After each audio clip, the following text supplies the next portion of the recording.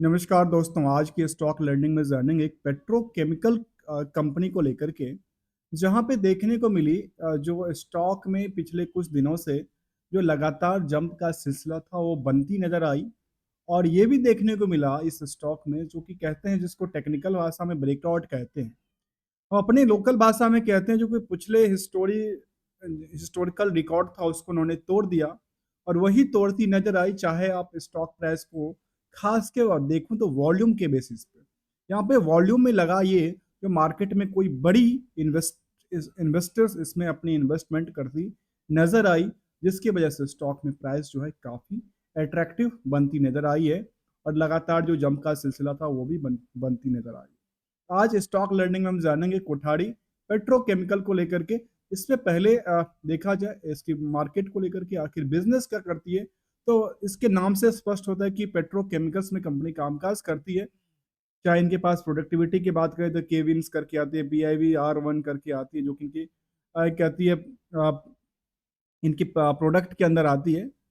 साथ में देखा जाए तो कहती है कि ये SC कोठारी ग्रुप्स की कंपनी है, the largest producer of the premium quality, जो कि पॉलिशो ब्यूटिलियस लाइन होती है, जो कि PIB जिसको कहते हैं इन इंडिया में, उसकी एक बड़ी सी इनके पास प्रोडक्टिविटी है।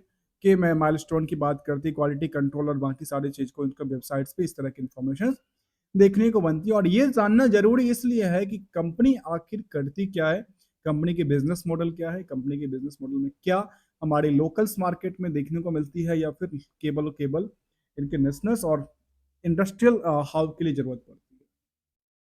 इस कंपनी के बारे में देखें तो कंपनी में भीड़ की तरफ भी देखेंगे, और स्टॉक की तरफ देखें तो बुक वैल्यू के बारे में देखते हैं तो कहती है करीब 41 रुपीज का, नियर अबाउट 42 कह लीजिए। इंटरेस्टिंग वैल्यू के बारे में कहती है करीब 264। और ये समझ में आती है इनका जो अंडर लाइनिंग एसेट्स के वैल्यूशंस हैं वो काफ़ी अच्छी देखने को मिल जाता है। ये समझ में आती है कि इनके पास एसेट्स अच्छी खासी मात्रा में है। अब आती है स्टॉक में पी की तरफ, और पी की को कहते हैं हम अपनी लैंग्वेज में कहते हैं इंटरेस्टेड। और इंटरेस्ट की बात के साथ कहते हैं कि इसको क्रॉड, यहाँ पे भीड़ की बात करता है। किसकी? भीड़ की बात। कैसे? क्योंकि जो अर्निंग पर शेयर है वो कहता है 11 रुपये 50 पैसे का। किसके बेसिस पे? फेस वैल्यू 10 के बेसिस पे। मतलब समझ में ये आती है कि 10 रुपए का नोट जो है, वो 10 रुपए का नॉमिनल नोट कितने अर्निंग करता है? करीब 11 रुपये की अर्निंग करता है, अर्थात 100% से ज्यादा का अर्निंग करता है। इसके बाद इनके बेसिस पे यदि इसको फॉर्मूला करंट प्राइस के हिसाब से देखते हो तो ये बिहिर की वजह से ही इनकी डिमांड में जो प्राइस है इसमें प्रीमियम बढ़ती घटती रहती है। अब यहाँ सवाल उठता है, क्या ये जो स्टॉक की प्राइस है यहाँ पे भीड़ की बात करते हैं, और भीड़ का क्या हिस्टोरी इंफॉर्मेशन, और भीड़ किसके बेसिस पे आती है? भीड़ के आने के कारण बहुत सारे हैं। पहला कारण ये था, जो भीड़ ये भी देखता है कि डेट टू इक्विटी क्या कहता है, करंट रेशियो क्या कहता है, क्योंकि इन दोनों का आपस में EPS से एक लिंक है। एक लिंक ये कहता है कि एक को इंटरेस्ट के बर्डन की वजह से इसको दबाता है, और एक कहता है कि उधार सेल्स के बेसिस पे ये प्रॉफिट को बुक्ड करता है। मैंने हमेशा कहते हैं कि प्रॉफिट को बुक्ड किया जाता है, इसमें रिवेन्यू अभी तक, इसमें पैसा अभी तक आया नहीं है, इसको बुक्ड किया जाता है। और बुक्ड के बेसिस पे क्या कहती है इसका भी हम आकलन करेंगे। जहां पे ये देखने को मिलती है कि बुक्स के अंदर जो उधार सेल्स हैं, उधार सेल्स में जो रिस्क फैक्टर बनती है वो क्या रिस्क फैक्टर बनती है, क्या कितने दिन के लिए रिस्क फैक्टर बनती है, क्या प्रॉफिट के बेसिस पे कितना है, क्या वो सेल्स के बेसिस पे कितना मार्केट में इनकी पैसे फंसे हुआ है, इनका अवलोकन करेंगे। जहां पे टोटल नंबर ऑफ शेयर की बात करें तो करीब 5 करोड़ 88 लाख, और मार्केट कैपिटल 1300 करोड़ के आसपास पहुंची है। हायर टू लोअर का भी देखें तो करीब 238 तक गया था। अब सवाल ये बनता है, तो यहाँ पे भीड़ जो है इंडस्ट्रियल की भीड़ से तो काफी कम है, और यदि इसके भीड़ से आपस पास कंपेयर करती है, मतलब समझने वाली बात यह है, जो किसी मार्केट के अंदर जो दुकानें हैं, बाकी दुकानों पे 22 लोगों की भीड़ है, तो यहाँ पे 19 लोगों की भीड़ बनी है अर्निंग के बेसिस पे। तो जो 19 लोगों की भीड़ है वो कहता है कि यहाँ पे और भी भीड़ होना चाहिए इसके बेसिस पे, और भीड़ बढ़ेगा तो नियरली कहता हूँ करीब 20% भी बढ़ जाए। वैसे 20% छोड़िए, 10% बढ़ती है यहाँ से भी, तो 10% के हिसाब से मार्केट कहाँ पे खड़ी होगी? मार्केट खड़ी होगी नियरली कहाँ पे, इसमें 22 रुपये को ऐड कर दीजिए तो 247 के आसपास जाता है। तो लगता है कि इसको 247 का 250 से लेकर के 300 तक तो ये आसानी से जा सकता है यदि मार्केट के इस डिमांड के बेसिस पे और इंक्रीमेंट होता है पेट्रोकेमिकल के अंदर। तो अब सवाल उठता है, ये कंपनी 1990 में बनी थी, बहुत पुरानी कंपनी है, और कंपनी के बेसिस में लगातार क्या इसका जो प्रॉफिट की पार्ट थी वो लगातार बढ़ती है नहीं बढ़ती है। इसमें पहला आकलन देखें, आरओसी के बारे में कहते हैं 41%, आरओई के बारे में कहते हैं 28% का। डिविडेंड का ट्रैक रिकॉर्ड भी है 0.75% का। और फिलहाल ये भी देखा जाए जो प्रमोटर्स की 71% की होल्डिंग बनी हुई है या नहीं बनी है, और पीवी की बात करें तो 5.38 के आसपास निकल के आती है। अब आते हैं, इसको स्टेप बाय स्टेप समझेंगे। जो ये समरी डेटा है यहाँ का, इस समरी डेटा के बेसिस पे हम क्या करने वाले हैं, स्टेप बाय स्टेप ये समझेंगे आखिर इसका क्या हाल चाल था, इसमें क्या देखने को मिला था, प्रमोटर होल्डिंग को क्या पोजीशन थी, या क्या कुछ चेंज करती है नहीं करती है। साथ में ये भी देखेंगे ईपीएस में कुछ और फेरबदल था नहीं था, डिविडेंड का क्या रिकॉर्ड देता उन्होंने दिखाया। और अभी तक आपने यदि चैनल को सब्सक्राइब, वीडियो को लाइक ना किया हो तो कर लीजिए, क्योंकि हम आपके साथ कोई भी रिकमेंडेशन और एडवाइजरी देने वाली नहीं है। यदि टाइम हो तो अभी आप इसके साथ जुड़ सकते हैं और इसको कंप्लीट स्टडी की तरफ हम ले जाने का प्रयास करते हैं। समझते हैं पीयर्स में, जहाँ पे बड़ी बड़ी कंपनियां सुप्रीम पेट्रो के केमिकल्स हैं, एस्ट्रालिस हैं, सविता वाइल्ड टेक हैं, पंसाली इंजीनियरिंग है, इन सभी के लिस्ट में यहाँ पे जो डेटा निकल के आती है वो डेटा है मार्केट कैप के बेसिस पे, और एनएससी के डेटा निकलती है वो निकलती है किसके बेसिस पे, रिवेन्यू मॉडल के बेसिस पे। तो दोनों तरफ से कंपेयर किया जा सकता है कि आखिर ये रिवेन्यू बेसिस पे क्या कहता है और मार्केट कैप के बेसिस पे क्या करता है।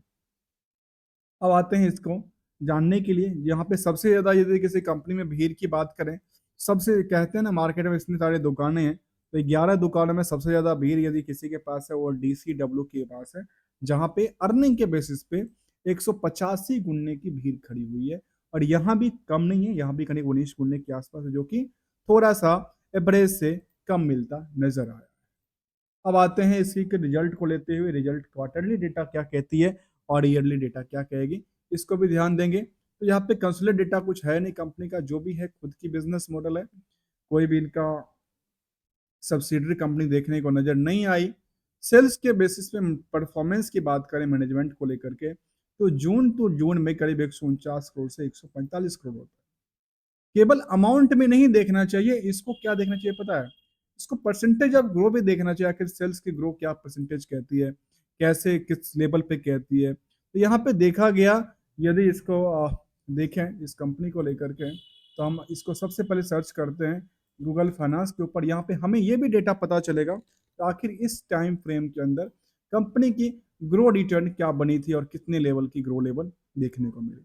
यहाँ पे देखने को पहले देखने को मिली क्या, जो रिवेन्यू मॉडल में वाई ओ वाई में क्या था, 2.5% के आसपास गिरावट देखने को मिली। इसके अलावा देखें तो पिछले क्यू आर क्यू के हिसाब से भी गिरावट था। ऑपरेटिंग प्रॉफिट को लेकर कहती है कि 15% के अलावा 13% हो गई, मतलब यहाँ से लेकर यहाँ तक सस्टेन करती थी, यहाँ आके थोड़ी सी ढुलकती नजर आई। अब जब धुलकती नजर आई तो इसके बारे में और कुछ कहती है, अदर इनकम साइड में कुछ ज्यादा देखने को नजर नहीं है, 3-4 करोड़ 4 करोड़ के आसपास की रिवेन्यू बनती है। और नेट इनकम नेट प्रॉफिट की तरफ आकलन करें तो ये कहती है करीब कितने के पास पता है, ये कहती है करीब 19 करोड़ के आसपास, जो कि पहले यदि इसको किसी हिस्टोरिकल डेटा से देखें तो ये पहले भी 19 करोड़ के आसपास की इन्होंने अपने रिकॉर्ड को ट्रैक कर चुका है। मतलब ये भी नहीं कहें कि इसको अभी फिलहाल ये फर्स्ट पोजिशन पे बनी है इस क्वार्टर के हिसाब से, क्योंकि सेल्स गिरा था, सेल्स गिरने के बावजूद भी यहाँ पे इन्होंने क्या किया, अपनी प्रॉफिट को नियर अबाउट 19 करोड़ के आसपास से बुक किया हुआ लगता है। ईयरली बेसिस को लेकर के कहते हैं जो मैनेजमेंट की परफॉर्मेंस आई उसमें देखने को मिला, जो पिछले साल से इस साल में 2024 के अंदर अच्छी खासी तादाद में सेल्स बढ़ी थी। सेल्स बढ़ी तो क्या ऑपरेटिंग प्रॉफिट बढ़ा, कहते हैं नहीं। ऑपरेटिंग प्रॉफिट में करीब, हाँ ऑपरेटिंग प्रॉफिट में 30% से ज्यादा की 30-35% के आसपास की जंप देखने को मिली थी ऑपरेटिंग प्रॉफिट में ईयर ऑफ ईयर के हिसाब से। ऐसे ही यदि नेट प्रॉफिट की आकलन करके देखें तो नेट प्रॉफिट में सबसे ज्यादा इन्होंने 64 करोड़ के आसपास की नेट प्रॉफिट बुक किया था। मैं हमेशा क्या कहता हूँ, profit is the booked part, profit को क्या किया था, बुक्ड किया था, और बुक्ड के बेसिस पे लास्ट 12 महीने की डेटा भी इंक्रीजेबल दिखने को मिलती है, जहां पे 67 करोड़ के आसपास की देखने को। यहाँ पे हिस्टोरिकल डेटा पे नहीं जाएंगे, पहले इस आकलन से देखेंगे कि आखिर जो प्रॉफिट की पार्ट थी, प्रॉफिट के आकलन के बेसिस पे डेटर क्या कहती है और मार्केट में इनकी बोरोइंग्स की लेवल क्या दर्शाती है। तो सबसे पहली बात बताऊं इस कंपनी को लेकर के, जो कहती है कि बोरोइंग्स इसके पास कुछ है नहीं, क्या है, डेट्स फ्री कंपनी है। जब डेट्स फ्री है तो क्या इनके पास कुछ और बात करें तो ये निकल के आती है इनके पास जो मार्केट में फंसे हुए पैसे हैं उनके बारे में कहती है कि हमारे पास करीब 59 करोड़ मार्केट में पैसे लगे हुए हैं। 60 करोड़ मान लीजिए, 59-60 करोड़ के आसपास क्या है मार्केट में उनका उधार पैसा है। उधार के लिए रिस्क क्या बनता है, उधार के लिए रिस्क की बात उन्होंने कहा कि 36 दिन के अंदर पैसा देता है। ये यहां तक क्या कहता है, काफी अच्छा देखने को मिला, यदि ये पैसा इतने दिन में इनके पास मिल जाए, 36 दिन के बाद 40 दिन में मिल जाए तो भी अच्छी बात है। अब आते हैं इसको प्रॉफिट के आकलन से लेकर के, जहां 60 करोड़ के आसपास टोटल थी, तो यहाँ पे देखने को मिला जो 10% का इनका मार्केट में क्या था, डेटर पड़ा। चलिए, सेल्स के बेसिस पे डेटर 10% की कोई चिंता नहीं थी, और प्रॉफिट के आकलन से देखा जाए तो जो 64 करोड़ में 60 करोड़ का क्या था, इनका 59 करोड़ का क्या था, डेटर पड़ा हुआ था। तो इसका आंख अवलोकन करके देखिए, तो यदि प्रॉफिट में क्या हुआ है, जितने की नियर अबाउट द इन्होंने मार्केट में पैसा पैसा है उससे थोड़ा सा ज्यादा इनके पास पैसा निकल चुका है। तब इससे यदि आप 59 करोड़ को माइनस करते हैं तो निकल के आती करीब 5 करोड़। तो 5 करोड़ तो इनके पास पैसा लिक्विडेट हो गया, बाकी अभी भी इनका थोड़ा सा रिस्क फैक्टर पे बनी हुई है। आते हैं नई चीज को इसको समझते हुए, और वो चीज है जो यहाँ पे मार्केट में बाकी इसके बारे में टेक्निकल चार्ट के बारे में क्या कहती है। तो चार्ट हमने पहले स्टार्ट किया था कि चार्ट ग्राफ इसके बारे में ये कहती है। तो यहाँ पे एक बड़ी सी रैली देखने को मिला। अब रैली के पीछे क्या था, क्योंकि यहाँ पे ये देखने को मिली जो पिछले कब का रिकॉर्ड को ब्रेकआउट किया था इसने, अपने पिछले रिकॉर्ड को कब तोड़ा होगा ना। रिसेंटली कोई भी ऐसा इस तरह के रिकॉर्ड देखने को नजर नहीं आई। हाँ, यहाँ पे अगर एक देखने को मिली थी, ये जो हायर टू हायर की बात ये करती है, यहाँ पे जैसे उसने ब्रेकआउट किया था, इस ब्रेकआउट के बाद मार्केट ने उसको छलांग लगाती नजर आई, और मार्केट में खरीदार की संख्या बढ़ी। और यहाँ पे ये भी देखने को मिला कि पिछले एक महीने में जो वॉल्यूम था, वो जो नॉर्मल वॉल्यूम होती थी मार्केट के अंदर, near about the price, near about the volume के आसपास, वो कई गुना से यहाँ पे देखने को मिली, जो वॉल्यूम में क्या हुआ, इंक्रीज हुआ। मतलब ये था मार्केट में नए प्लेयर आए इसको खरीदने को लेकर के। यही चीज होती यदि मार्केट सीधे के सीधे डिप में जाती, तो कुछ पुराने प्लेयर क्या करते, इसको सेल करते और प्रॉफिट बुकिंग करते। यहाँ पे प्रॉफिट बनाने को लेकर के अभी आज इस मार्केट में देखने को मिला, जो यहाँ पे बाइंग साइड की कॉल मिली थी। आते हैं, और वॉल्यूम इसीलिए इंपॉर्टेंट है क्योंकि मैं हमेशा वॉल्यूम को प्रेफरेंस इसलिए देता हूं क्योंकि वॉल्यूम ही सब कुछ है। मार्केट में डिमांड और सप्लाई बढ़ाने के लिए क्या करती है, वॉल्यूम ही मार्केट को सस्टेनेबिलिटी बनाती है और मार्केट को क्रैश कराती है। आते हैं जो कि खास के इन्वेस्टर पार्ट को देखेंगे और समझेंगे आखिर इन्वेस्टर को लेकर के कंपनी मैनेजमेंट की क्या परफॉर्मेंस रही है। इसके बारे में कहा है कि नियर अबाउट 70% के आसपास की जो पोजीशंस थी, वो हमेशा 71% प्रमोटर के पास देखने को मिला है, और 29% पब्लिक के पास। यहाँ भी सवाल उठता है, क्या प्रमोटर्स अपनी पोजीशन से बेच तो नहीं रही है। यहाँ पे भी देखेंगे तो क्या प्रमोटर्स होल्डिंग में कुछ चेंज तो नहीं था, तो देखने को मिलती है नहीं, ऐसा कोई भी फेरबदल नहीं था। नियर अबाउट 70% 71% के आसपास की पोजीशन इनके पास लगातार बनी हुई थी। और यहाँ पे कुछ बल्क ट्रेड की ऑप्शन देखने को मिले जो कि 25 जुलाई को था। उसके बाद कोई ट्रेड बेल्ट ट्रेड देखने को नजर नहीं आई। और हमेशा देखा, इससे पहले भी कंपनी मैंने देखा था, इनका काम है मार्केट में ट्रेडिंग करना। तो ट्रेडर्स वाली कंपनी है जिनका काम है प्रॉफिट बुकिंग करना, लेना देना, एक ही सेम टाइम पे उनका डे टू डे का इंट्राडे करते हैं, जिसकी वजह से वॉल्यूम में क्या होता है, कई इंक्रीज होता है। यहाँ पे प्रमोटर के देखा जाए तो प्रमोटर में बीएस के एलएलपी के अलावा और भी कुछ नए जो कि कोठारी ग्रुप्स के जो प्रमोटर्स होंगे वो है। बाकी कंपनी भी उनकी ग्रुप्स की होगी। इसके अलावा एफआई की कोई लिस्ट नहीं है, डीआई की कोई लिस्ट नहीं है। जो है वो पब्लिक के पास है, और पब्लिक इसके बारे में क्या सोचती है, तो पब्लिक में केवल और केवल इन्वेस्टर एजुकेशन फंड के पास देखने को मिला करीब 1% के आसपास, नियरली, बाकी कोई नहीं है। बाकी सबके सब किसके पास है, पब्लिक के पास है। तो पब्लिक में कोई भी इस स्टॉक में नंबर ऑफ शेयर होल्डर की बात करेंगे, क्योंकि क्या यहाँ पे इंक्रीज करती है नहीं करती है, क्योंकि ये भी सवाल है मार्केट को लेकर के, क्योंकि यहाँ पे लगातार इंक्रीज होना, बने रहना, इट मतलब ये है जो यहाँ पे पोजिशनल ट्रेड काफी ज्यादा है, मतलब उनको फ्यूचर ज्यादा दिख रहा है अगले प्लान को लेकर के, जहाँ पे ये भी देखा गया करीब 36,000 के आसपास की लिस्ट यहाँ पे जोन तक की डेटा में मिली है।